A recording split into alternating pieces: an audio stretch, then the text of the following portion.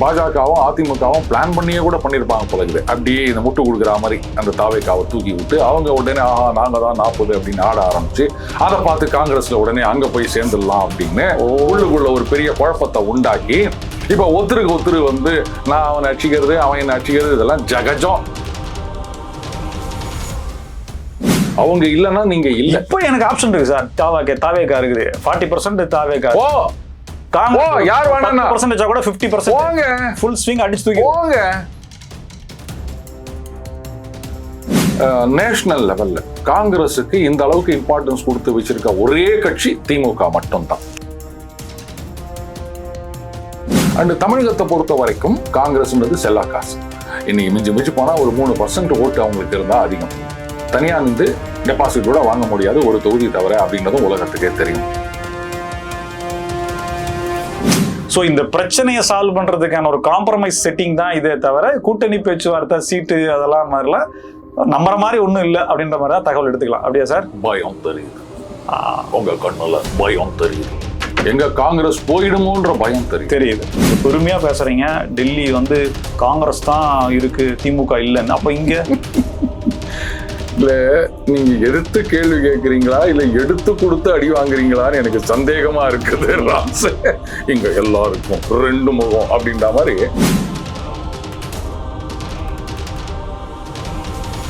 Spectrum Tamil நேயர்களுக்கு வணக்கம். நம்மோடு அரசியல் விமர்சகர் டெய்லி பஞ்ச் அருண் இருக்கிறார். பேசலாம் சார். வணக்கம். வணக்கம் ராம்ஸ். சார், இப்போ கனிமொழியை ராகுல் காந்தி அவர்கள் சந்திச்சிருக்காங்க. கனிமொழி ராகுல் காந்தி சந்திப்பு அப்படிங்கிறதும் முடிவை எட்டாமல் முடிந்தது சந்திப்பு அப்படிங்கிற தலைப்பும் சொல்லப்படுது. இப்போ காங்கிரஸ் திமுக கூட்டணியில் இருக்குமான்ற பிரச்சனைகள் வர நிலையில ஒரு கூட்டணி பேச்சுவார்த்தை அப்படிங்கிறது ஃபர்ஸ்ட் டைமா இருந்தா கூட 2 தலைவர்கள் பேசுறாங்க. அப்படி பேசும்போது எந்த முன்னேற்றமும் இல்லை அப்படிங்கிறத எப்படி எடுத்துக்கலாம்? முதல்ல நீங்க ஓப்பனிங் ஸ்டேட்மெண்டே தப்பு. ராகுல் காந்தியை கனிமொழி அவர்கள் சந்தித்தார்கள். தமிழ்நாடு அப்படி கிடையாது. தமிழ்நாடு கவர்மெண்ட் இப்போ நீங்க வந்து டெல்லிக்கு போறீங்க, பிரதமரை சந்திக்கிறீர்கள் அப்படின்னு சொன்னா பிரதமரை ராம் சந்தித்தார் அப்படிதான் சொல்லணுமே தவிர ராம்ஸை பிரதமர் சந்தித்தார்னு சொல்ல முடியாது. ராகுல் காந்தி பிரதமர் இல்லையா? இல்ல, ஹையரார்கி அப்படின்னு ஒண்ணு இருக்கு. கனிமொழி அவர்கள் எம்பி, எதிர்கட்சி எம்பி. ராகுல் காந்தி லீடர் ஆஃப் அப்போசிஷன். அப்ப ஹையரார்கில யார் மேல வராங்க? அப்ப ராகுல் காந்தியை கனிமொழி அவர்கள் சந்தித்தார்கள். இதுதான் வந்து அந்த புரோட்டோகால் படி கரெக்டா இருக்கும். சரி. ஆனால் பிராக்டிக்கலா நீங்க திங்க் பண்ணீங்கன்னா இன்னைக்கு இந்த அலையன்ஸ்ல or for that matter national லெவல்ல காங்கிரஸுக்கு இந்த அளவுக்கு இம்பார்ட்டன்ஸ் கொடுத்து வச்சிருக்க ஒரே கட்சி திமுக மட்டும்தான். அந்த அளவுக்கு காங்கிரஸ்க்கு மரியாதை கொடுத்து வச்சிருக்காங்க. காங்கிரஸ் தலைவரை வந்து அந்த ஒரு உயர்ந்த இடத்துல வச்சிருக்காங்க. தோ இங்க அவங்களால பெரிய எந்த விதமான ஓட்டு பர்சன்டேஜும் கிடையாது, சாதிக்க முடியாது தெரிஞ்சும் இதெல்லாம் பண்ணிட்டு இருக்காங்க. அண்ட் தமிழகத்தை பொறுத்த வரைக்கும் காங்கிரஸ்ன்றது செல்லா காசு. இன்னைக்கு மிஞ்சி போனா ஒரு 3% ஓட்டு அவங்களுக்கு இருந்தா அதிகம். தனியா நின்று டெபாசிட் கூட வாங்க முடியாது ஒரு தொகுதி தவிர அப்படின்றதும் உலகத்துக்கே தெரியும். அப்படி இருக்குச்ச அவங்கள இங்க வந்து சந்திச்சிருக்கணும். இப்போ அதிமுக என்டிஏ அப்படின்னும் போது அமித்ஷா அவர்கள் இங்க வந்தார். அதுவும் அந்த கூட்டணி அனௌன்ஸ் பண்ணும்போது 12 மணிக்குன்னு சொல்லிட்டு ஈவினிங் வரைக்கும் காத்துட்டு இருந்தார் அமித்ஷா. தேசிய அளவுல ஆட்சியில் இருக்கின்ற கட்சி, இந்தியாவில பல மாநிலங்கள் ஆட்சியில் இருக்கின்ற கட்சி, 3வது தடவையா மத்தியில் ஆட்சிக்கு வந்திருக்கின்ற ஒரு கட்சி, அந்த கட்சியுடைய முக்கியமான தலைவர் உள்துறை அமைச்சர், அவர் இங்க வந்து அந்த கூட்டணியை அறிவித்து விட்டு போனார். அத்தோட அவர் என்ன சொன்னாரு? இங்க எடப்பாடி அவர்கள் தான் தலைமை, அவர் தான் முடிவெடுப்பார். இங்க நயினார் நாகேந்திரன் அவர்களும் அதைத்தான் திருப்பி சொல்லிட்டு இருக்கார். கரெக்டா? அப்போ தமிழகத்துல அதிமுகவை விட பாஜக ஒரு அளவு கீழே தான் இருக்கு. அதனால இவங்க மேஜர் பார்ட்னர், இவங்க மைனர் பார்ட்னர். அது நல்லா தெரியுது இல்லையா? அதன் பிறகு திமுக செட் பண்ண நரேட்டிவ்ல டெல்லி சென்றார் இபிஎஸ். முன்பெல்லாம் போயஸ் கார்டனிலும் தலைமைச் செயலகத்திலும் கூட்டணி பேச்சுவார்த்தை நடக்கும். இப்போது டெல்லியில் நடந்திருக்கிறது. அதிமுகவினுடைய தலைமை டெல்லியின் கைப்பாவையா அப்படின்ற பல ஹேஷ்டாக்ஸ்லாம் நிறைய எல்லாம் வந்துச்சு சார். அப்ப அதெல்லாம் கருத்தில் எடுத்துக்க வேண்டாமா? இங்க பெருமையா பேசுறீங்க, டெல்லி வந்து காங்கிரஸ் தான் இருக்கு, திமுக இல்லைன்னு. அப்ப இங்க இல்ல நீங்க எதிர்த்து கேள்வி கேட்கறீங்களா இல்ல எடுத்து கொடுத்து அடி வாங்குறீங்களான்னு எனக்கு சந்தேகமா இருக்குது. ராம்ஸ் இங்க எல்லாருக்கும் 2 முகம் அப்படின்ற மாதிரி உங்களுக்கு பின்னாடி வேறு முகம் இருக்கின்றதோ. அப்போ போயஸ் கார்டனில் ஜே அவர்கள் இருக்கும் பொழுது அவங்க இங்க வந்து கூட்டணி பேசுவாங்க. கலைஞர் அவர்கள் இருக்கும் பொழுது அதே மாதிரிதான் காங்கிரஸ் இங்க வந்து கூட்டணி பேசுவாங்களே தவிர இங்கேருந்து யாரும் டெல்லியில போயிட்டு கூட்டணி பத்தியோ சீட் ஷேரிங் பத்தியோ பேச மாட்டாங்க. எந்த தேர்தலுக்கு? எம்பி எந்த தேர்தலுக்குமே என்ன அப்படியே சட்டமன்ற தேர்தலுக்குன்னா கூட இந்த பக்கம் சிபிஐ ரெய்டு விட்டு இங்கதான் பேசுவாங்களே தவிர டெல்லியில பேச மாட்டாங்க. கரெக்டா? இங்க போனாங்களா, அவர் சொன்னாராம் சீட் ஷேரிங் பத்தி சீக்கிரமா ஆரம்பிங்க அப்படின்னாராம். அவர் யார் சொல்றதுக்கு? எதுவா இருந்தாலும் இங்க திமுக தானே முடிவு எடுக்கணும். இவங்க தானே இங்க மேஜர் பார்ட்னர். சொல்ல போனா இவங்க எல்லாம் மைனர்னு கூட சொல்ல முடியாது, மைக்ரோ பார்ட்னர் காங்கிரஸ் எல்லாம். திமுகவுடைய வாக்கு வங்கி என்ன, காங்கிரஸ் உடைய வாக்கு வங்கி என்ன? மலைக்கும் மடுவுக்கும் கூட ஏணி வச்சா எட்டாதுன்னு அந்த மாதிரியான வித்தியாசம். அப்படி இருக்கச்ச இங்கேருந்து டெல்லிக்கு போயிட்டு அதை பேச வேண்டிய அவசியம் என்ன? அப்போ எடப்பாடி நாளைக்கு அவர் திருப்பி கேட்கிறாருன்னு வச்சுக்கோங்களேன், இப்படி திமுக தலைமையை டெல்லிவிடம் நீங்க அடகு வச்சுட்டீங்களா அப்படின்னு கேட்டா நீங்க என்ன பண்ணுவீங்க? சரி, இப்ப எனக்கு ஒரு பெரிய டவுட் ராம்சே, நீ இதை கிளியர் பண்ண. பர்சனலா எனக்கு வந்த டவுட், தமிழகத்துல காங்கிரஸ் தலைவர் செல்வ பெருந்தகை அவர்கள், ஆல் இந்தியா லெவல்ல காங்கிரஸ் தலைவர் மல்லிகார்ஜுன கர்கே அவர்கள், தமிழகத்துல இருக்க செல்வ பெருந்தகை அவர்கள்கிட்டையும் பேசல, அகில இந்திய தலைமையான மல்லிகார்ஜுன கர்கே அவர்கள்கிட்டையும் பேசல, ராகுல் காந்தி அவர்கள் கிட்ட பேசினாங்கன்னு சொன்னா என்ன காரணமா இருக்கும்? உங்களுக்கு ஏதாவது புரியுதா? Do you see any pattern in this? இப்போ நீங்க போஸ்டிங்கை பத்தி பேசுறீங்க, பட் அத்தாரிட்டின்னு இருக்குல்ல. இப்போ ராகுல் காந்தி சொல்லி மல்லிகார்ஜுன கார்கே கேட்பாரா, இல்ல மல்லிகார்ஜுன கார்கே சொல்லி கன்சிடர் பண்ணுவாரா ராகுல் காந்தி? அப்படின்ற மாதிரி தான் இருக்கு. அத்தாரிட்டி தானே அங்க இருக்கு. நீங்க இதை ஒரு கொஸ்டனா கிளவரா சொல்றீங்க அப்படின்னா அது ஒரு பெரிய இதுவே இல்ல. அப்படியா? அப்போ அந்த தலைவர் பதவி அப்படின்றதெல்லாம் டம்மியா? அது உடனே அப்படி சொன்னீங்கன்னா எப்படி சார்? இல்லங்க, அத்தாரிட்டின்னு சொல்றீங்க. அப்ப அத்தாரிட்டி இல்லாத போஸ்ட் டம்மி போஸ்ட்னு சொல்லாம வேற என்ன சொல்ல முடியும்? போஸ்ட் அப்படின்னு சொன்னா பேசுறாங்க. இதுல பேசுறது என்னவோ கார்கே கிட்ட அவரும் கன்சல்ட் பண்ணிட்டு அப்புறம் அதுதான் பண்ணுவாங்க. ஏற்கனவே கிருஷ்ணோடங்கரும் சொல்லியிருக்காரு, பிரவீன் சக்கரவர்த்தியும் சொல்லிருக்காங்க. என்ன சொல்லிருக்காங்க அப்படின்னா, டெல்லி தலைமை பேசும், தமிழ்நாட்டுல இங்க முடிவு எடுக்கப்படும் அப்படின்னு சொல்லிருக்காரு. செல்வ பெருந்தகை பிரஸ் மீட்லயே அவர் சொல்லியிருந்தாரு, அங்கேயே அவர் பல்ப் வாங்கினார். அதெல்லாம் தெரிஞ்சது உங்களுக்கு. சோ நாங்க அங்கதான் பேசுவோம் அப்படின்னு. டெல்லி தலைமைனா யாரு? கட்சி தலைமையா இல்ல மல்லிகார்ஜுன கார்கே, ராகுல் காந்தி? அவரை பார்த்ததா செய்தி வரலையா? ராகுல் காந்தியை மட்டும் தானே பார்த்திருக்காங்க. எல்லாரும் தான் சார். என்ன எல்லாரும்? எப்படி ராகுல் காந்தி தான் எல்லாருமா? நாங்க பேசுறீங்க. கர்கே அவர்களை பார்த்ததா செய்தி வந்திருக்கா? கூட்டணினா நீங்க கட்சி தலைமை கிட்ட பேசுங்க. உங்க பிரச்சனை, உங்க பாயிண்ட் ஆஃப் வியூல, உங்க வே ஆஃப் அப்ரோச்லயே வர்றேன். இப்ப மல்லிகார்ஜுன கார்கே கிட்ட பார்த்து பேசி ஃபைனல் பண்றோம் அப்படின்னா அது கரெக்ஷன் பண்றக்கூடிய அத்தாரிட்டி ராகுலுக்கு இருக்கா இல்லையா? அத தாங்க நான் சொன்னேன். அத்தாரிட்டி இல்ல. ராகுல் காந்தியை பார்த்து பேசிட்டோம்னா அதை கரெக்ஷன் பண்ற அதிகாரம் மல்லிகார்ஜுன கார்கேக்கு இருக்கா? இல்லையே. அப்புறம் ஏங்க இவ்வளவு நேரம் நான் என்னங்க சொல்லியிருந்தேன்? அத்தாரிட்டி அங்க இருக்கு, பவர் அங்க இருக்கு, போஸ்ட் மட்டும் தான் இங்க இருக்கு. சிறுமைப்படுத்தாதீங்க சார். காங்கிரஸ் தலைவர் நான் சிறுமைப்படுத்தவில்லை. திமுக தமிழக காங்கிரஸ் தலைமை அகில இந்திய தலைமையை சிறுமைப்படுத்துகின்றதுதான் என்னுடைய கேள்வி. எடுத்துக்கலாமா சார்? பாஜகவினுடைய அமித்ஷாவை சந்தித்தார் எடப்பாடி கே பழனிசாமி, பிரதமரை சந்திக்கவில்லை. அப்படியெல்லாம் அமித்ஷா தான் அதிகாரத்தில் உயர்ந்தவரா அப்படின்ற கேள்வி வச்சா நீங்க அதுக்கு என்ன சொல்றீங்க? நான் சொல்லவா? பிரதமரை பார்க்க வேண்டிய அவசியம் கிடையாது. இதெல்லாம் பிரதமர் நாட்டை பார்க்கிறார், கட்சியை பார்க்கறதுக்கு இவரு தனியா அங்க பாருங்க. இது அதிகாரமே கிடையாது தமிழகத்துல. நீங்க நான் சொன்னீங்க மல்லிகார்ஜுன கார்கே டம்மி போஸ்ட். நான் சொல்றேன் இங்க பிரதமர் அமித்ஷா ரெண்டு பேருமே கட்சி தலைவர் கிடையாது.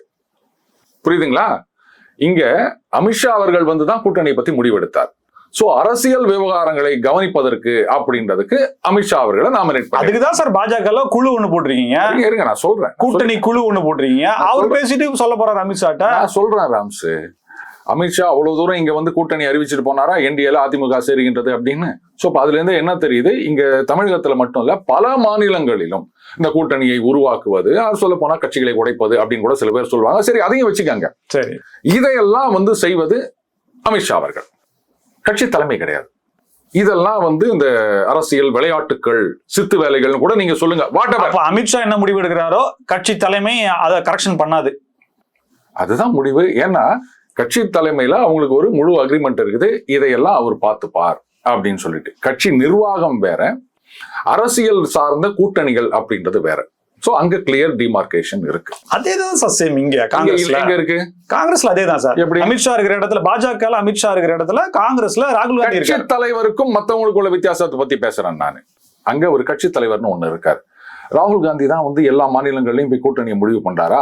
அவங்களா சேர்த்துக்கினா மத்த கட்சிகள் சேர்த்துக்கினா கூட்டணி, இல்லன்னா வெளில போங்கன்னா வெளில நிக்க போறாரு. மத்தபடி ஆன் இஸ் ஓன் அவர் என்ன கூட்டணியை சாதிச்சாரு? காங்கிரஸ்க்கு வந்து ஸ்ட்ராங்கான ஒரு அலையன்ஸ் அப்படின்னா டிஎம்கேட இருக்கு, அதிக சீட் இருக்கு. இன்னைக்கு பார்லிமெண்ட்ல அவங்க என்ன ஸ்பீச் பில் கொண்டு வர்றாங்கன்னா டிஎம்கே சப்போர்ட் இல்லாம ஒண்ணும் முடியாது. ஸோ டிஎம்கே ப்ரிஃபரன்ஸ் காங்கிரஸ்ல பலமா இருக்கு. அதை டிஎம்கேவும் மதிக்குது, காங்கிரஸும் மதிக்குது. இவ்வளவுதான், சிம்பிள். இதுதான் வாயை கொடுத்து மாட்டிக்கிறது அப்படின்றது. இதைத்தான் நான் முதல்லயே சொன்னேன். இன்னைக்கு காங்கிரஸுக்கு இந்த அளவுக்கு ஒரு இம்பார்ட்டன்ஸ் கொடுத்து வச்சிருக்க ஒரே கட்சி திமுக தான். மற்ற கட்சிகள்லாம் இவங்களை மதிக்கிறதே கிடையாது. சொல்லலாம். அப்ப மதிக்கிறாங்கன்னு சொல்லும் போது இவங்க தான் இங்க பெரிய பார்ட்னர். சொல்ல போனா இங்க இத்தனை சீட்டு கொடுத்து காங்கிரஸ் ஜெயிக்க வைக்கலன்னா அவங்க காங்கிரஸ் என்ன ஆயிருக்கும்? போன தேர்தலையும் அப்படித்தானே வந்து காங்கிரஸ் ஜெயிக்க வச்சாங்க. அதனால அவங்கள இறங்கி வந்திருக்கணும். இவங்க தான் ஒரு குழு போட்டாங்கல்ல, அது என்னவோ பேர் சொன்னீங்களே, ஷோடங்கர், அவர் அனுப்பிச்சிட்டாங்கல்ல. செல்வ பெருந்தகை ஒண்ணு சொல்றாரு, இவர் ஒண்ணு சொல்றாரு. ஏதோ குழுவை போட்டீங்கல்ல, அப்புறம் எதுக்கு குழு போறீங்க? குழுவையும் பார்க்க மாட்டீங்க, மாநில தலைமையும் பார்க்க மாட்டீங்க, அகில இந்திய தலைமையும் பார்க்க மாட்டீங்க. நேரா ராகுல் காந்தி தான் பார்ப்பீங்கன்னா, ராகுல் காந்தி அவ்வளோ பெரிய சந்தானம் மாதிரி நான் கேட்கிறேன் அப்படின்னு நினைச்சுக்காதீங்க. எந்த மாநிலத்துல ஒரு கூட்டணியை வந்து அவரால கூட்டணிகள் நாசமா போயிருக்கு. பீகார்ல அப்படிதான் நடந்தது. தேர்தலுக்கு முன்னாடி கூட்டணியை பத்தி சொல்லாம தேஜஸ்வி யாதவ் வந்து நீங்க வந்து சீஃப் மினிஸ்டரியல் கேண்டிடேட் அனௌன்ஸ் பண்ணுங்கன்னு சொன்னா அதெல்லாம் முடியாதுன்னு கடைசி வரைக்கும் இழுத்தடிச்சு ஏகப்பட்ட இடங்கள்ல ரெபல் கேண்டிடேட் வந்து அவங்க திருப்பி புலம்புகிறாங்க. போன தேர்தலும் போதும் அதான் சொன்னாங்க, காங்கிரஸ் இவ்வளவு சீட்டு கொடுத்ததுனாலதான் நாங்க தோத்து போட்டோம். ஆக்சுவலா அது ஒரு ஃபேக்ட். இதுக்கு முன்னாடி நடந்த பீகார் தேர்தல்ல காங்கிரஸுக்கு கொடுத்த இடங்கள்ல ஆர்ஜேடியே போட்டியிட்டு இருந்ததுன்னு சொன்னா ஜேடி இன்னும் அடி வாங்கியிருக்கும். ஆர்ஜேடி ஒருவேளை மெஜாரிட்டியோ ஆறு அப்படி சுயேட்சைகளோட ஆட்சிக்கு வந்திருக்கிறதுக்கு ஒரு சான்ஸ் இருக்கு. எலெக்ஷன் முடிஞ்ச உடனே அவங்க புலம்பினாங்க. பட் இந்த தடவையும் அதே மாதிரி தானே பிரச்சனை பண்ணாரு. சோ ராகுல் காந்தியால கூட்டணிகள் உருவாவதில்லை, உடைகின்றது. அவரு இன்னும் பெரிய சாணக்கியர் மாதிரி அவர்கிட்ட போய் கேட்டு வரீங்க. அதை தடுக்கத்தான் டிஎம்கே எம்பி கனிமொழி அவர்கள் அவரை சந்தித்திருக்கிறாரா? ஏன் அப்படின்னா இங்க இருக்கக்கூடிய மாணிக்கம் தாக்கூர் மற்றும் இன்ன பிற எம்பிக்கெல்லாம் வந்துட்டு டிஎம்கேக்கு ஆப்போசிட்டா பேசுறாங்க. டிஎம்கே இருக்கக்கூடிய தளபதி கூட ஒரு தொகுதியில 3000 ஓட்டு கூட வாங்கலன்ற மாதிரி விமர்சனம் வச்சு நாங்களாம் கூட்டணி திருமணத்துக்காக தான் அமைதியா இருக்கிறோம், தலைமையை நாங்க எங்களுக்கும் பேச தெரியுன்ற மாதிரி பேசி அவங்க அமைதியா இருக்காங்க. ஆனா அப்பப்ப கருத்துக்களை வெளியிடுறாங்க.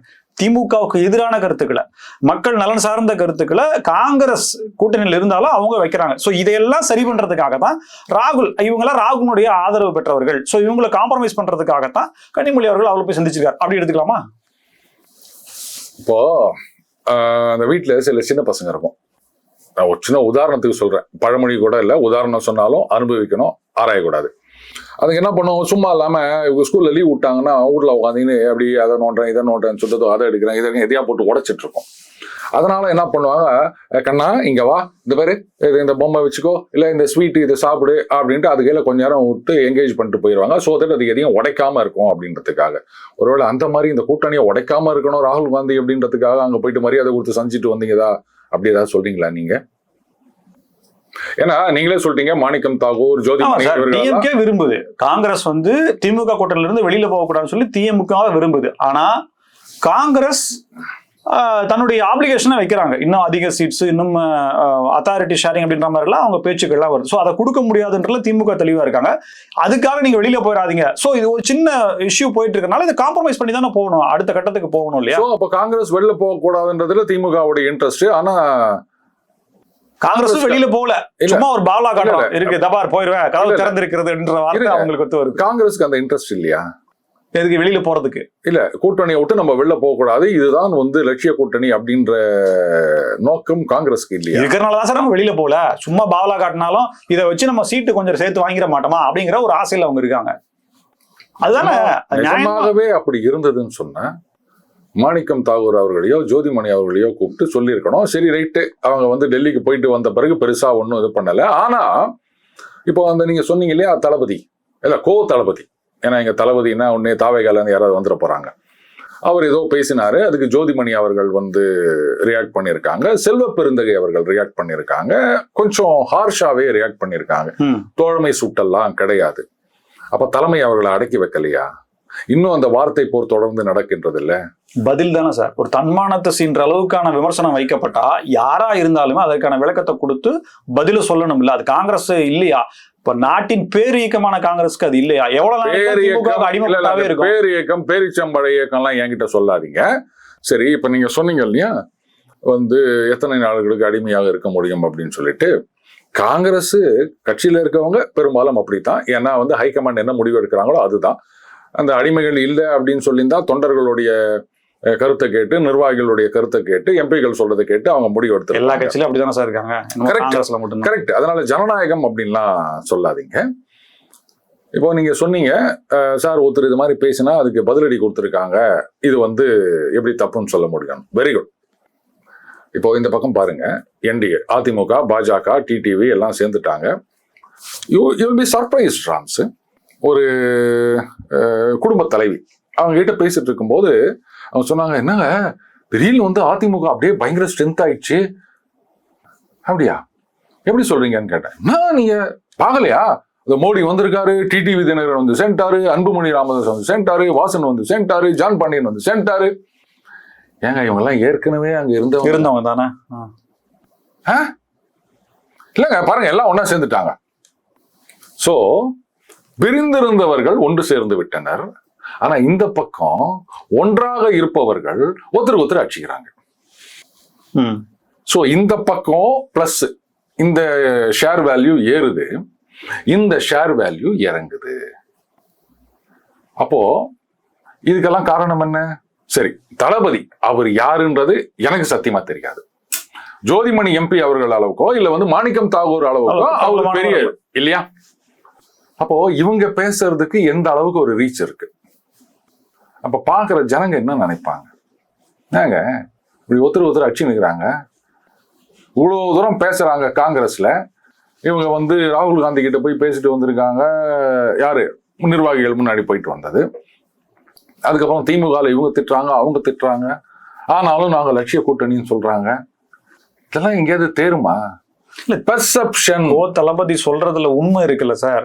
ஒரு தொகுதிக்கு 3000 ஓட்டு தான் இருக்கு அப்படின்னா காங்கிரஸ் இன்னைக்கு எம்எல்ஏக்கள் இருக்கிறாங்கன்னா அதுக்கு காரணம் திமுக தானே. காங்கிரஸ் இன்னைக்கு எம்பி இருக்காங்கன்னா அதுக்கு காரணம் திமுக தானே. திமுகவோட ஓட்டுனால தானே காங்கிரஸ் எம்பியும் எம்எல்ஏக்கள் உருவாக்குறாங்க. அப்ப அவங்களுக்கே நீங்க நெருடி கொடுக்குறேன், நான் ஏன் உங்களுக்கு சீட்டு கொடுக்கணும்? காங்கிரஸுக்கு சீட்டு கொடுக்கறதா அப்படின்ற கேள்வியை தாண்டி திமுகவுக்கு எதிராக பேசக்கூடிய காங்கிரஸ்காரர்களுக்கு ஏன் சீட்டு கொடுக்கணும் அப்படின்ற ஒரு கேள்வி, ஒரு உன்னிப்பான கேள்வி வருது இல்ல. திமுகவுடைய வளர்ச்சியா திமுக தொண்டனா பார்க்க போனா இது கரெக்ட் தானே? 100% இல்ல 1000% கரெக்ட். திமுக இல்லைன்னா காங்கிரஸ் வந்து இங்க ஒரு சீட் கூட ஜெயிக்காது, டெபாசிட் கூட வாங்காது. இதை நான் ஏற்கனவே சொல்லிட்டேன். அப்போ அவங்க தயவுல தான் நீங்க இருக்கீங்க அப்படின்னு சொல்லும் போது அந்த பைட்டிங் த ஹேண்ட் தட் ஃபீட்ஸ்னு சொல்லுவாங்க. அவங்கள நம்பிதான், அவர்களை சார்ந்துதான் நீங்கள் இருக்கின்றீர்கள் அப்படின்னு சொல்லும் போது அவங்க கொடுக்கறத வாங்கிக்கணும், நீங்க போகணும். நாங்கெல்லாம் அடிமையான்னு கேட்கறதுக்கெல்லாம் எந்த அருகதையும் கிடையாது. புரியுதா? சரி. தனியா நீங்க உங்களால என்ன பண்ண முடியும்? அவங்க இல்லன்னா நீங்க இல்ல. இப்ப எனக்கு ஆப்ஷன் இருக்கு சார். தாவேகா இருக்குது, 40% தாவேகா. ஓ யார் வேணா கூட 50% ஃபுல் ஸ்விங் அடிச்சு தூக்கி போங்க. உங்களை யாரும் தடுக்கலையே. அங்க போயிடும் ஆப்ஷன் இருக்கு, நீங்க ஸ்பாட் போட்டு கொடுங்க அப்படின்னு தான் கேட்கறோம் நாங்க. ராம்ஸ், இப்போ நீங்க வந்து ஒரு எம்என்சில ஒர்க் பண்ணீங்கன்னு வச்சுக்கோங்களேன். சார் எனக்கு வந்து ஒரு ரைஸ் வேணும் சார், ரொம்ப நாளா ஒர்க் பண்ணிட்டு இருக்கேன் அப்படின்னு கேட்டா அது நியாயம். எனக்கு போயிட்டு சார் அங்க கூட்டு நிக்கிறாங்க சார், இவ்வளவு தரேன்னு சொல்றாங்க சார், அங்க வந்து ஒரு 20% ஹைக் கொடுக்குறாங்க, நீங்க என்ன சொல்றீங்க அப்படின்னா, தம்பி தாராளமா போ அப்படின்மா தானே சொல்வான்.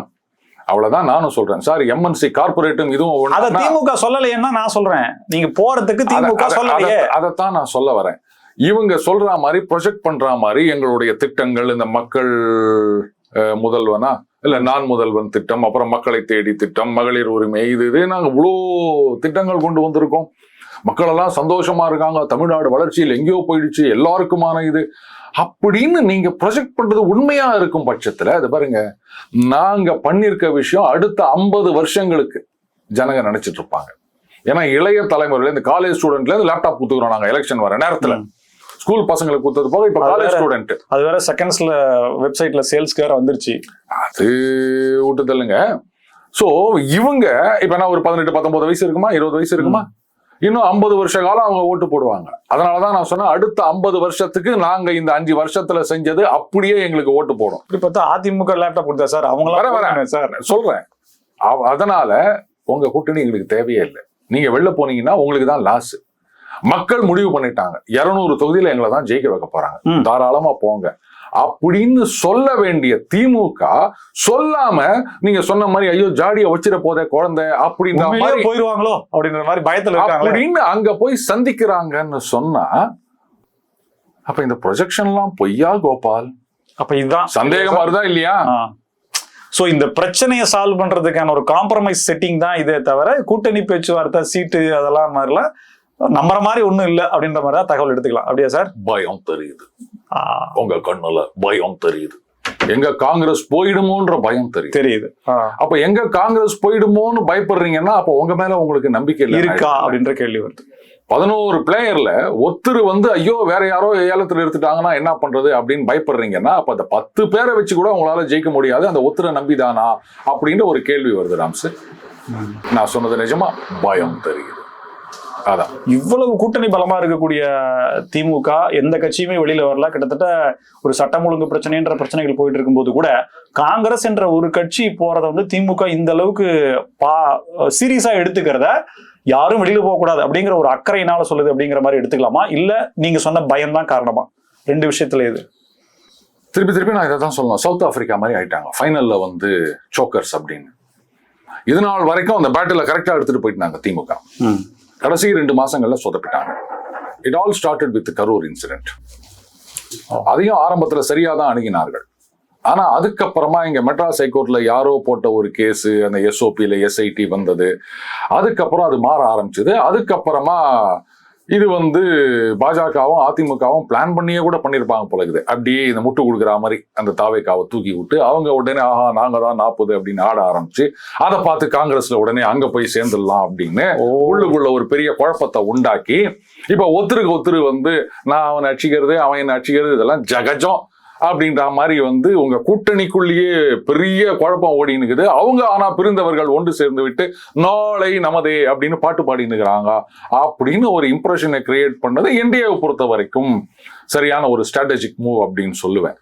அந்த திமுகல அந்த நரேட்டிவை லூஸ் பண்ணிட்டாங்க. இன்னைக்கு பத்திரிகையாளர்கள் சந்திப்புல பத்திரிகையாளர்கள்லாம் சங்கடமான கேள்விகளை கேட்க வேண்டிய நிலைமைக்கு விட்டதுன்னு சொன்னா அப்ப they have lost a narrative அப்படின்றது தெரியலையா ராம்ஸ்? அதுதான் ஒரே காரணம். ஏன் they have lost அப்படின்னு என்ன கேட்காதீங்க, அது அவங்கள தான் கேட்கணும். சார், பொதுவா எல்லா எலெக்ஷன்லயுமே இஸ்லாமியர்களுடைய வாக்கு அப்படின்னா அது திமுகவுக்கு தான் என்றும், அரசாங்க ஊழியர்களுடைய வாக்குனா அது திமுகவுக்கு தான், இன்னும் சொல்ல போனா சிறுபான்மையினர் வாக்குக்குன்னா அது திமுகவுக்கு தான் அப்படின்ற மாதிரியான விஷயம் நம்பிக்கை இருந்துட்டே இருக்கு. அதை மெய்ப்பிக்கும் விதமா முதலமைச்சர் மு க ஸ்டாலின் இஸ்லாமியர்களுக்கு செய்திருக்கக்கூடிய விஷயங்களையும் அதிமுக இஸ்லாமியர்கள் செய்த துரோகம் அப்படின்னு சொல்லிட்டு அந்த 2 ஆக்டையும் குறிப்பிட்டு சொல்லியிருக்காரு. சில விஷயங்கள் ஒரு 5 திட்டங்களையும் அறிவிப்புகளையும் அவர் செஞ்சிருக்காரு. ஸோ இதன் மூலமா ஸ்ட்ரென்தன் ஆகுதா சார் இஸ்லாமியர்கள் வாக்கு திமுக தான் அப்படிங்கிறது ஸ்ட்ரென்தன் ஆகுதா? முதல்ல இது ஒரு செக்யூலர் கண்ட்ரி அப்படின்னு சொல்றோம். அதுக்கப்புறம் நாங்கெல்லாம் மதச்சார்பற்ற கட்சிகள் அப்படின்னு சொல்லிக்கிறாங்க. பாஜக மதவாத கட்சி அப்படின்னு சொல்றாங்க. What do you mean by secularism? மதத்தையும் அரசியலையும் பிரித்து வைப்பது அப்படின்றது செக்யூலரிசம். ஆனா இங்க சில பேர் ரொம்ப தப்பா எல்லா மதங்களையும் ஒன்றாக பார்ப்பது, எல்லாரையும் ஒன்னா பார்க்கணும். ஆனா செக்யூலரிசம்னா அர்த்தம் என்னன்னா அரசியலில் மதம் சேரக்கூடாது, அதுதான் செக்யூலரிசம் அப்படின்றது. அப்ப மதச்சார்பற்ற கட்சிகள் அப்படின்னு சொல்லிக்கின்னு நாங்க மக்களுக்கு இதை செஞ்சோம் அதை செஞ்சோம் அப்படின்னு சொல்லணுமே தவிர நாங்க இந்த மதத்தினருக்கு இதை செய்தோம் அந்த மதத்தினருக்கு அதை செய்தோம். நீங்க ஒண்ணு யோசிச்சு பாருங்க, நாம தான் இழிச்ச பயனுங்க. இப்படி இந்த மதம் இந்த மதம் இந்த மதம் இந்த மதம் இப்படின்னு ஒவ்வொரு மதத்தையும் அந்த சிறுபான்மை மதங்களை சொல்லி இதை நாங்க செஞ்சோம் அப்படின்னு சொல்லிட்டு வரவங்க என்னைக்காவது பெரும்பான்மை மதத்துக்கு நாங்கள் இதை செய்தோம் அப்படின்னு சொல்லியிருக்காங்களா? சொல்ல மாட்டாங்க. அங்க என்ன பண்ணுவாங்க, அங்க என்ன பண்ணுவாங்க, இந்த ஜாதிக்கு நாங்க இதை செய்தோம், இந்த தலைவருக்கு மணிமண்டபத்தை கட்டினோம், இந்த தலைவருக்கு நாங்கள் சிலை வைத்தோம், இந்த தலைவர் பெயரில் நாங்கள் இதை கட்டினோம், இப்படிதான் சொல்லுவாங்க. ஏன்னா மைனாரிட்டிகளை அவங்க ஒன்றா இருக்காங்க அப்படின்றத புரிஞ்சுக்கினாங்க. அரசியல் கட்சிகளை பொறுத்த வரைக்கும் நாம துண்டு துண்டா இருக்கோம், இது அப்படியே துண்டு துண்டாவே கண்டினியூ ஆகணும் அப்படின்றதுக்காகத்தான் இங்க இந்துக்கள்னு வரும்போது ஜாதி ரீதியா அவங்களுக்கு அதை செஞ்சோம் இதை செஞ்சோம் அப்படின்னு சொல்றவங்க அங்க மத ரீதியா இதை செஞ்சோம் அதை செஞ்சோம் அப்படின்னு சொல்றாங்க. அப்போ இந்த மாதிரியான வாதங்கள் எல்லாமே ஜாதியவாத மதவாத சிந்தனைகள். இதுக்கு என்னைக்குமே என்னுடைய ஆதரவு இருந்ததில்லை. ஆனா இந்த மாதிரிலாம் பண்ணா நமக்கு அந்த ஆதரவு நிற்கும் அப்படின்னு நினைச்சீங்கன்னா it is only visual thinking. இன்னைக்கு தாவேகா பக்கம் மைனாரிட்டிகள் அவங்க போயிட்டு இருக்காங்கன்றது நல்லாவே தெரியுது. திருமா அவர்கள் வந்து அவருடைய கட்சி தொண்டர்களே அந்த பக்கம் போறாங்க, அவர்கள்லாம் கொள்கையற்ற பதர்கள் அப்படின்னு சொல்லிட்டு இருக்காரு. நீங்க கேட்டீங்க இல்லையா, காங்கிரஸ் போயிடுமோன்னு பயமா இருக்கா அப்படின்னு. இது ஒரு முக்கிய காரணம்.